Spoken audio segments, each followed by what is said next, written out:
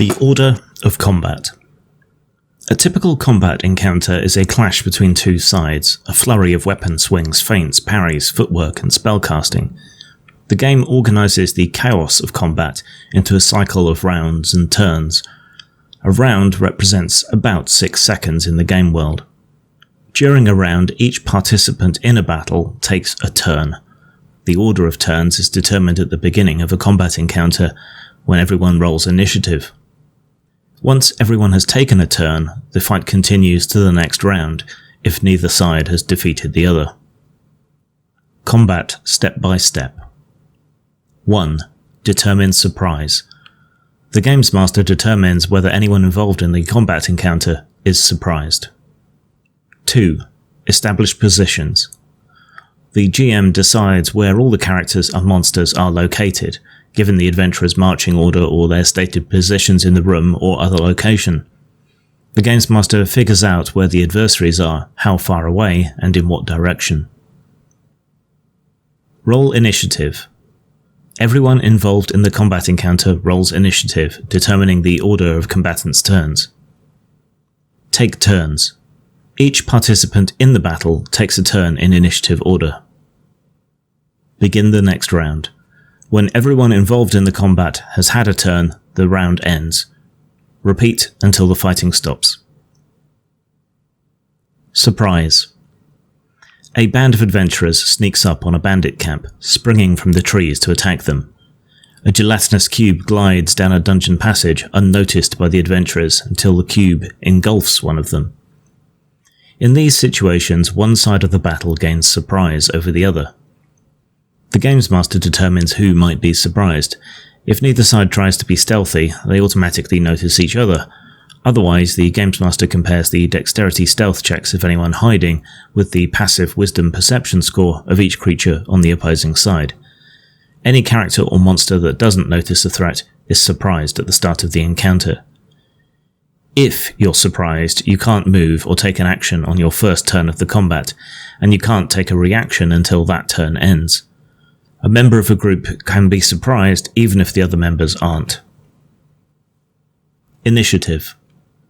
Initiative determines the order of turns during combat. When combat starts, every participant makes a dexterity check to determine their place in the initiative order. The games master makes one roll for an entire group of identical creatures, so each member of the group acts at the same time. The games master ranks the combatants in order from the one with the highest dexterity check to the one with the lowest. This is the order, called the initiative order, in which they act during each round. The initiative order remains the same from round to round. If a tie occurs, the games master decides the order among tied GM-controlled creatures, and the players decide the order amongst their tied characters. The GM can decide the order if the tie is between a monster and a player character. Optionally, the GM can have the tied characters and monsters each roll a d20 to determine the order, highest roll going first. Your turn. On your turn, you can move a distance up to your speed and take one action.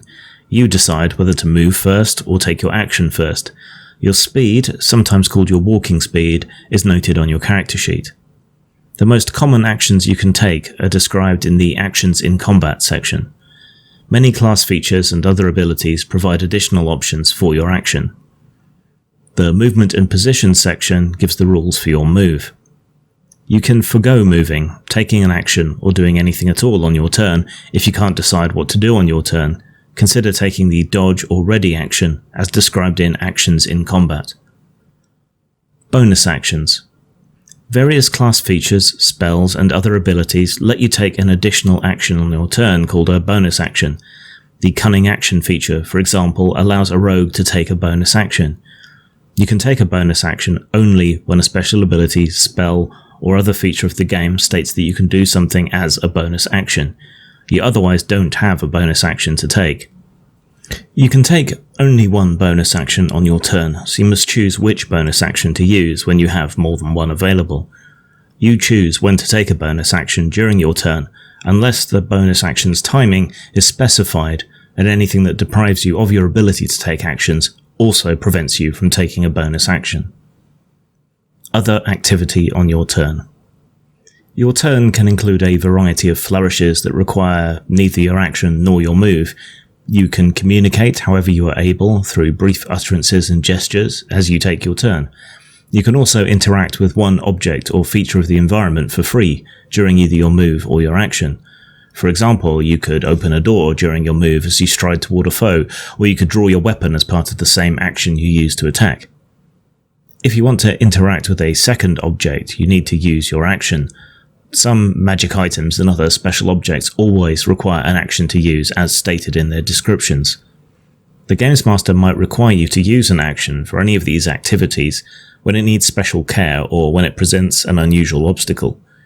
For instance, the Games Master could reasonably expect you to use an action to open a stuck door or turn a crank to lower a drawbridge. Reactions. Certain special abilities, spells, and situations allow you to take a special action called a reaction. A reaction is an instant response to a trigger of some kind, which can occur on your turn or someone else's. The opportunity attack is the most common type of reaction. When you take a reaction, you can't take another one until the start of your next turn. If the reaction interrupts another creature's turn, that creature can continue its turn right after the reaction. Movement and position. In combat, characters and monsters are in constant motion, often using movement and position to gain the upper hand. On your turn, you can move a distance up to your speed. You can use as much or as little of your speed as you like on your turn, following the rules here. Your movement can include jumping, climbing, and swimming. These different modes of movement can be combined with walking, or they can constitute your entire move. However you're moving, you deduct the distance of each part of your move from your speed until it is used up, or until you are done moving. Breaking up your move. You can break up your movement on your turn using some of your speed before and after your action.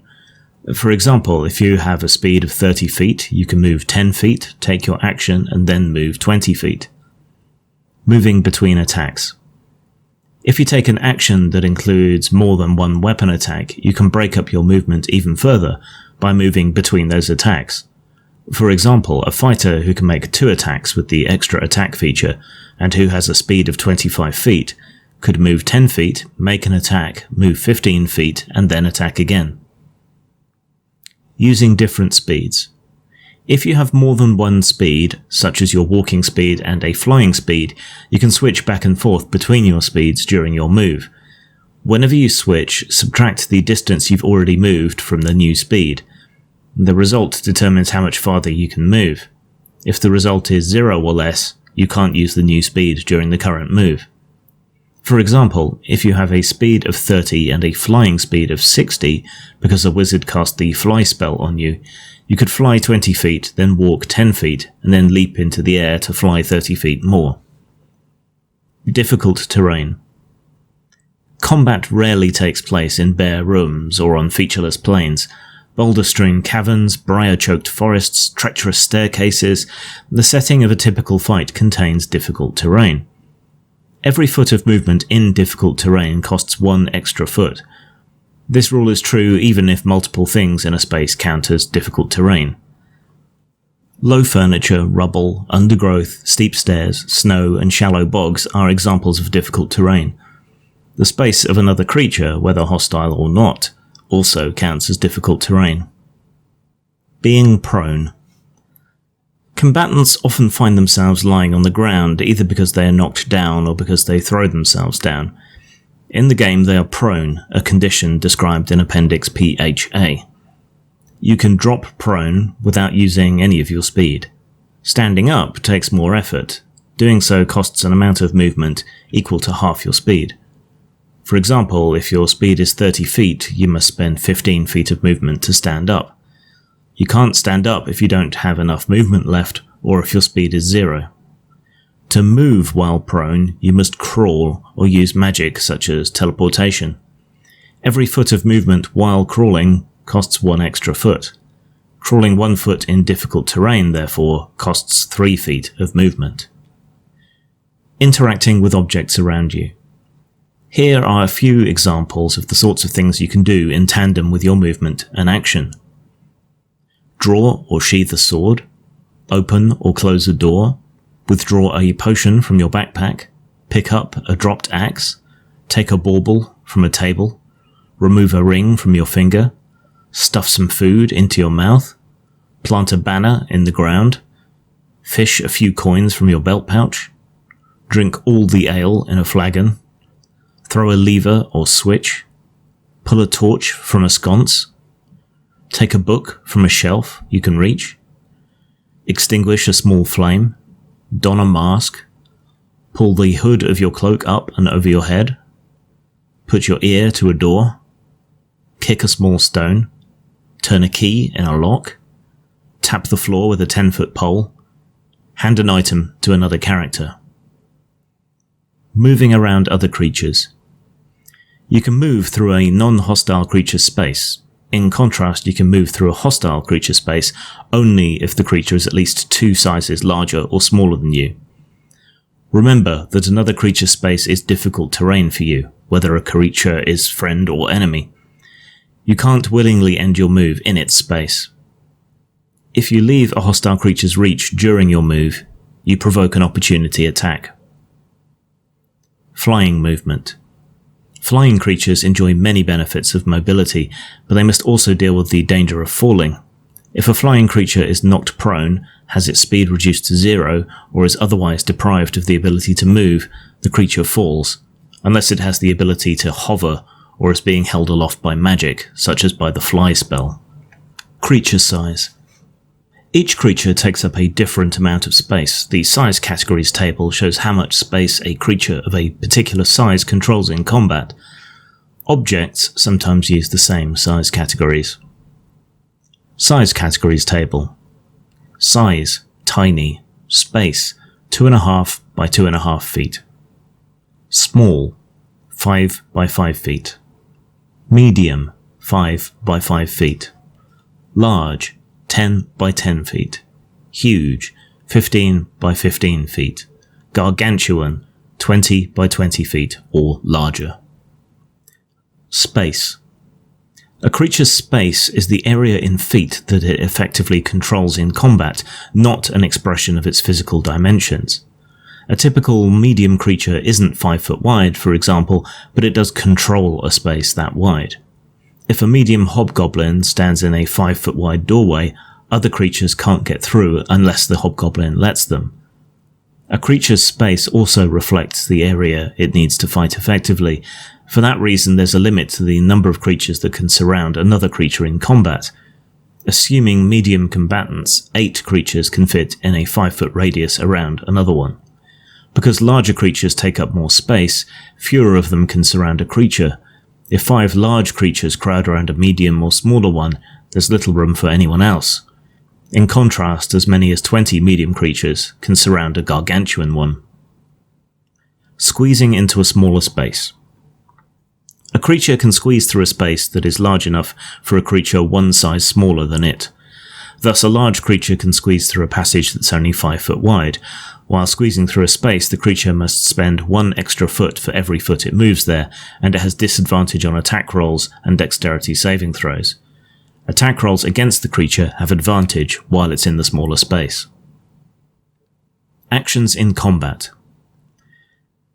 When you take your action on your turn, you can take one of the actions presented here, an action you gain from your class or special feature, or an action that you improvise. Many monsters have action options of their own in their stat blocks. When you describe an action not detailed elsewhere in the rules, the Games Master tells you whether that action is possible and what kind of roll you need to make, if any, to determine success or failure. Attack.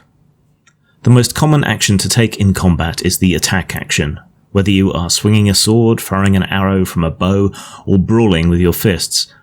With this action, you make 1 melee or ranged attack, see the Making an Attack section for the rules that govern attacks. Certain features, such as the extra attack feature of the fighter, allow you to make more than 1 attack with this action. Cast a spell. Spellcasters, such as wizards and clerics, as well as many monsters, have access to spells and can use them to great effect in combat. Each spell has a casting time, which specifies whether the caster must use an action, a reaction, minutes, or even hours to cast the spell. Casting a spell is, therefore, not necessarily an action. Most spells do have a casting time of 1 action, so a spellcaster often uses his or her action in combat to cast such a spell. Dash. When you take the dash action, you gain extra movement for the current turn. The increase equals your speed after applying any modifiers. With a speed of 30 feet, for example, you can move up to 60 feet on your turn if you dash. Any increase or decrease to your speed changes this additional movement by the same amount. If your speed of 30 feet is reduced to 15 feet, for example, you can move up to 30 feet this turn if you dash. Disengage. If you take the disengage action, your movement doesn't provoke opportunity attacks for the rest of the turn. Dodge. When you take the dodge action, you focus entirely on avoiding attacks. Until the start of your next turn, any attack roll made against you has disadvantage if you can see the attacker, and you make dexterity saving throws with advantage. You lose this benefit if you are incapacitated, as explained in Appendix PHA, or if your speed drops to 0. Help. You can lend your aid to another creature in the completion of a task. When you take the help action, the creature you aid gains advantage on the next ability check it makes to perform the task you are helping with, provided that it makes the check before the start of your next turn. Alternatively, you can aid a friendly creature in attacking a creature within 5 feet of you. You feint, distract the target, or in some other way team up to make your ally's attack more effective. If your ally attacks the target before your next turn, the first attack roll is made with advantage. Hide. When you take the hide action, you make a dexterity stealth check in an attempt to hide, following the rules for hiding. If you succeed, you gain certain benefits, as described in the Unseen Attackers and Targets section. Ready. Sometimes you want to get the jump on a foe or wait for a particular circumstance before you act. To do so, you can take the ready action on your turn, which lets you act using your reaction before the start of your next turn. First, you decide what perceivable circumstance will trigger your reaction. Then you choose the action you will take in response to that trigger, or you choose to move up to your speed in response to it. Examples include, if the cultist steps on the trapdoor, I'll pull the lever that opens it, and if the goblin steps next to me, I move away. When the trigger occurs, you can either take your reaction right after the trigger finishes, or ignore the trigger. Remember, you can take only one reaction per round.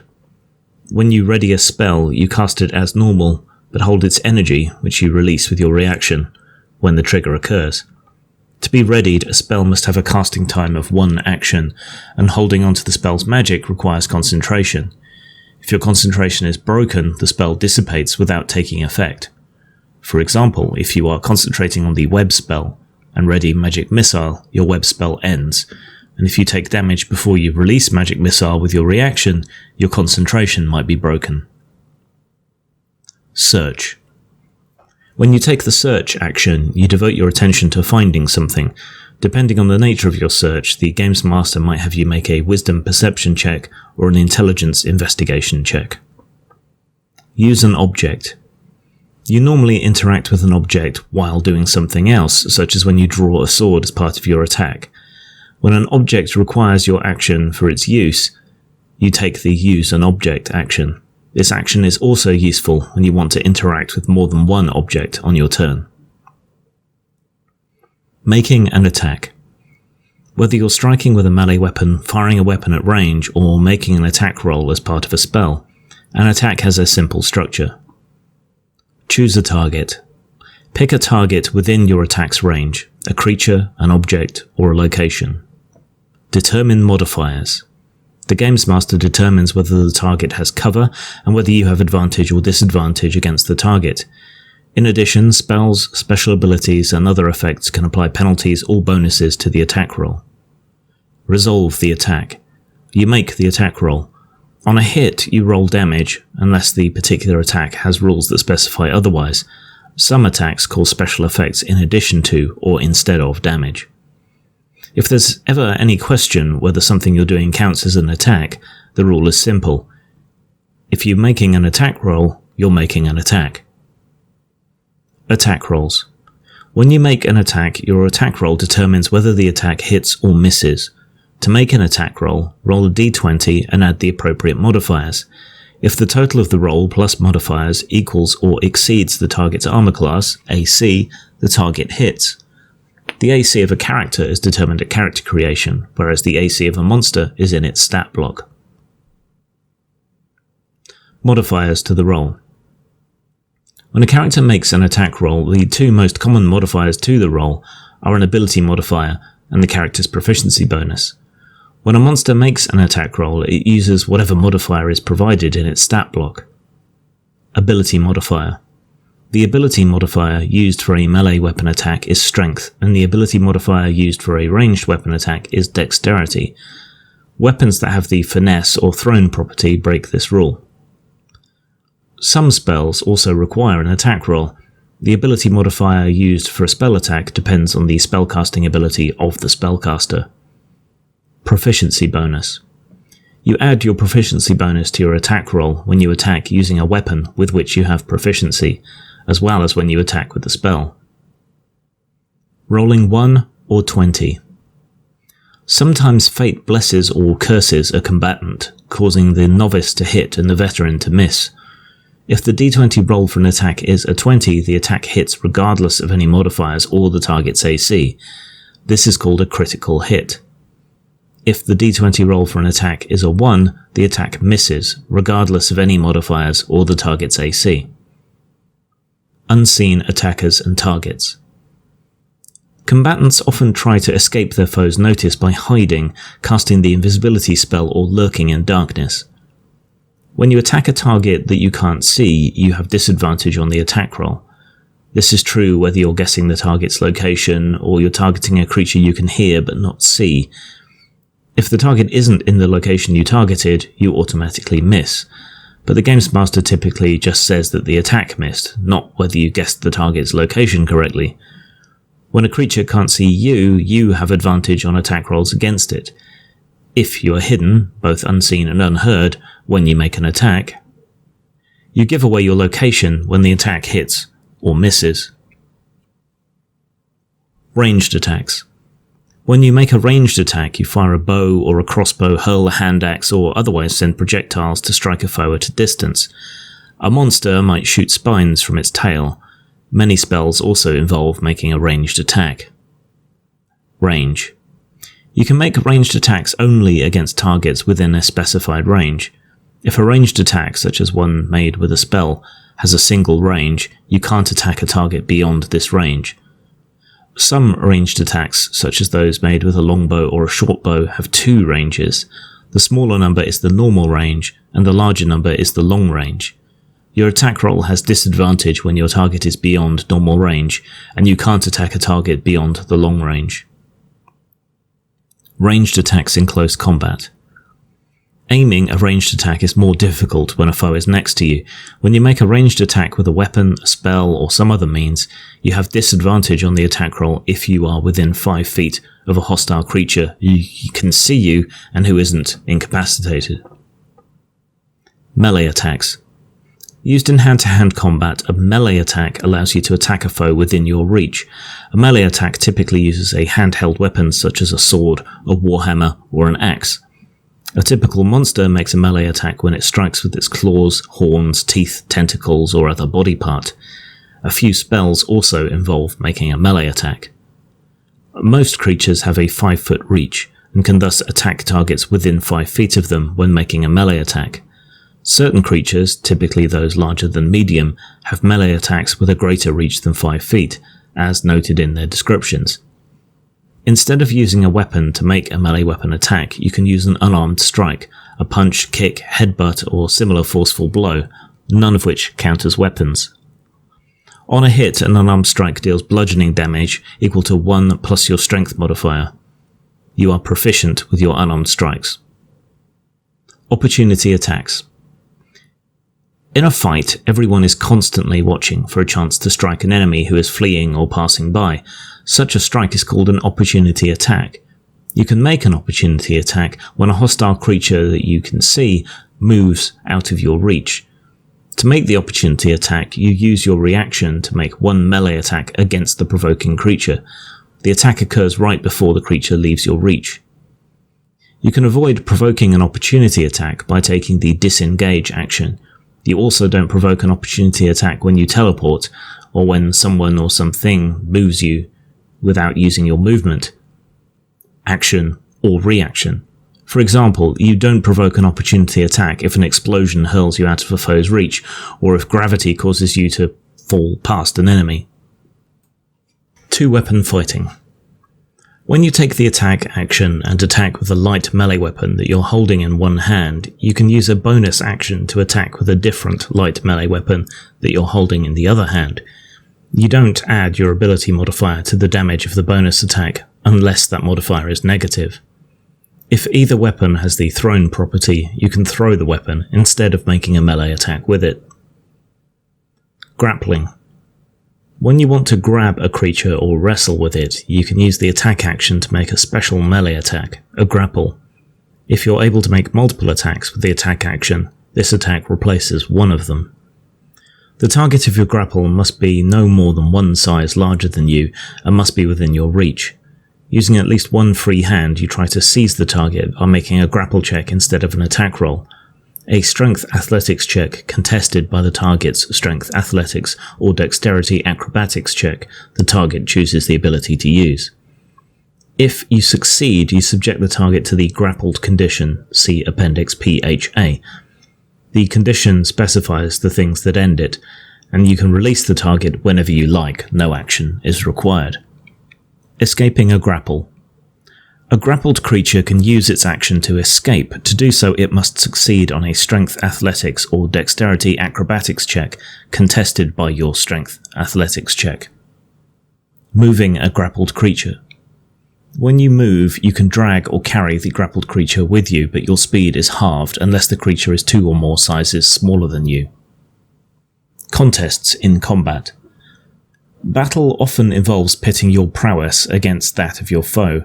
Such a challenge is represented by a contest. This section includes the most common contests that require an action in combat, grappling and shoving a creature. The Games Master can use these contests as models for improvising others. Shoving a creature. Using the attack action, you can make a special melee attack to shove a creature, either to knock it prone or push it away from you. If you're able to make multiple attacks with the attack action, this attack replaces one of them. The target must be no more than one size larger than you and must be within your reach. Instead of making an attack roll, you make a strength athletics check, contested by the target's strength athletics or dexterity acrobatics check. The target chooses the ability to use. If you win the contest, you either knock the target prone or push it 5 feet away from you. Cover. Walls, trees, creatures, and other obstacles can provide cover during combat, making a target more difficult to harm. A target can benefit from cover only when an attack or other effect originates on the opposite side of the cover. There are 3 degrees of cover. If a target is behind multiple sources of cover, only the most protective degree of cover applies. The degrees aren't added together. For example, if a target is behind a creature that gives half cover, and a tree trunk that gives 3/4 cover, the target has 3/4 cover. A target with half cover has a +2 bonus to AC and dexterity saving throws. A target has half cover if an obstacle blocks at least half of its body. The obstacle might be a low wall, a large piece of furniture, a narrow tree trunk, or a creature, whether that creature is an enemy or a friend. A target with 3/4 cover has a +5 bonus to AC and dexterity saving throws. A target has 3/4 cover if about 3/4 of it is covered by an obstacle. The obstacle might be a portcullis, an arrow slit, or a thick tree trunk. A target with total cover can't be targeted directly by an attack or a spell, although some spells can reach such a target by including it in an area of effect. A target has total cover if it is completely concealed by an obstacle.